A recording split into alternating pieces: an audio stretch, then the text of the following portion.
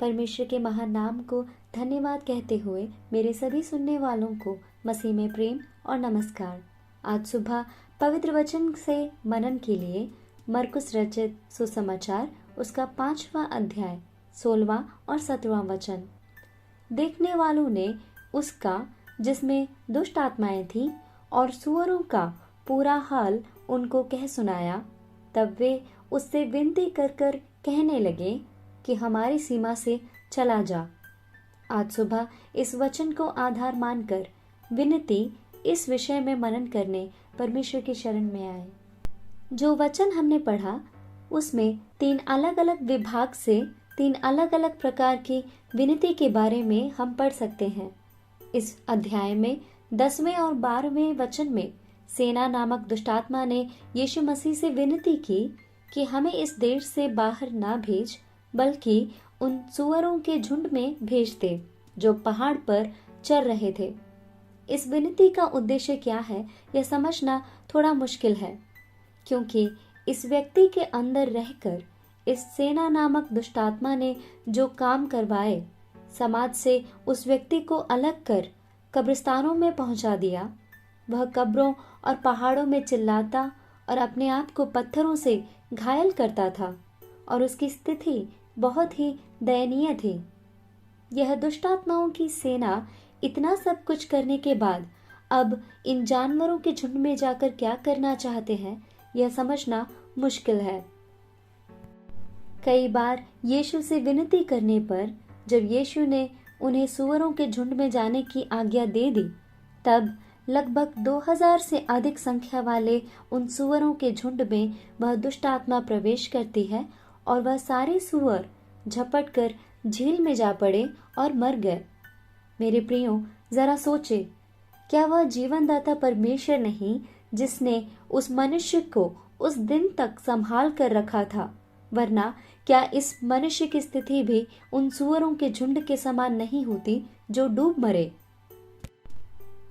दूसरी विनती के विषय में जब हम मनन करें तब हम पाएंगे कि यह विनती पहली विनती से बिल्कुल अलग है।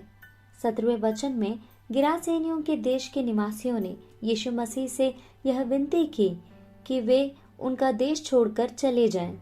यह एक अनोखी विनती थी, क्योंकि उस दुष्टात्मा ग्रसित व्यक्ति को किस प्रकार छुटकारा मिला और उन सूअरों के झुंड के साथ क्या हुआ, यह जानकर भी उन्होंने यीशु मसीह से उनके देश को छोड़कर चले जाने की विनती की। वह व्यक्ति जो कब्रों में रहा करता था, जिसे कोई सांकलों से भी बांध नहीं सकता था, क्योंकि वह उन सांकलों को तोड़ देता था, जो अपने आप को चोट पहुंचाता था, वह जिसे कोई वश में नहीं कर सकता था, वह जो लगातार रात दिन कब्रों और पहाड़ों में चिल्लाता और जो अपने आप को पत्थरों से घायल करता था, उस व्यक्ति को यीशु मसीह के द्वारा दुष्टात्मा से छुटकारा पाकर अच्छे वस्त्र पहने यीशु मसीह के पास सचेत बैठे देखकर और वहीं हजारों सूअर क्षण मात्र में दुष्टात्माग्रस्त होकर झील में गिर के मरने की स्थिति को देखकर भी गिरासेनियों के निवासियों को असंतोष हुआ।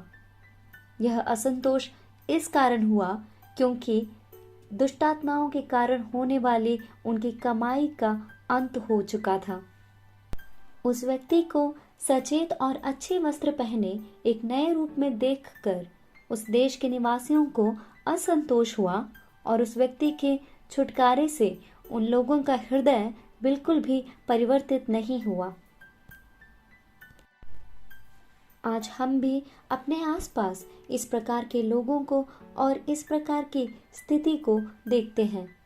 उस दिन गिरासेनियों के देश के निवासियों ने यीशु मसीह से विनती ही की थी, लेकिन आज के समय में जब यीशु मसीह के कारण किसी के जीवन में परिवर्तन आता है, किसी शराबी व्यक्ति को या किसी व्यभिचारी या किसी नशीले दवाइयों का सेवन करने वाले व्यक्ति के जीवन में यीशु मसीह के कारण परिवर्तन आता है, अपने जीवन के अंधकार से जब वह व्यक्ति बाहर निकलकर यीशु मसीह को उद्धारकर्ता के रूप में स्वीकार करता है और अपने जीवन में यीशु मसीह के प्रकाश को स्थापित करता है और उसका जीवन प्रकाशवान होता है, तो ऐसे कई लोग हैं जो उस सुसमाचार से और उस सुसमाचार को सुनाने वालों का विरोध करते हैं, घृणा करते हैं और इस घृणा के कारण उन लोगों को निर्दयता से मारते हैं, पीटते हैं और यहाँ तक कि उनकी जान लेने से भी नहीं कतराते। मेरे प्रियो, तीसरी विनती विनम्रता पूर्वक की गई विनती है। 18वें वचन में हम तीसरी विनती के विषय में पढ़ते हैं। गिरासेनियों के निवासियों की विनती के अनुसार जब यीशु मसीह उस देश को छोड़कर जा रहे थे, तब वह व्यक्ति जिसे यीशु मसीह ने दुष्टात्मा से चंगा किया था, उसने यीशु मसीह से विनती की कि उसे अपने साथ रहने दे। वह जानता था कि पहले भी उसे समाज ने नहीं अपनाया और छुटकारा पाकर सचेत होने पर भी समाज उसे नहीं अपनाएगा। वह समझ चुका था कि अगर कोई है जो उसे अपनाएगा तो वह केवल यीशु मसीह ही है, जो उसे ढूंढकर उस देश में आया और उसे एक नया जीवन दिया।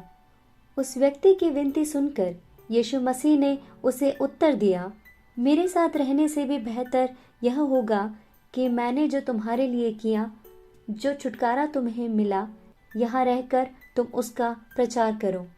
मेरे प्रियो, आज सुबह हमारी विनती किस प्रकार की विनती है, जरा अपने आप को जांचें। हमारी अपेक्षा की उपेक्षा ना करने वाले परमेश्वर को पूरी ईमानदारी के साथ यीशु मसीह के बताए हुए राह पर चलने वाले बने। Have a blessed day.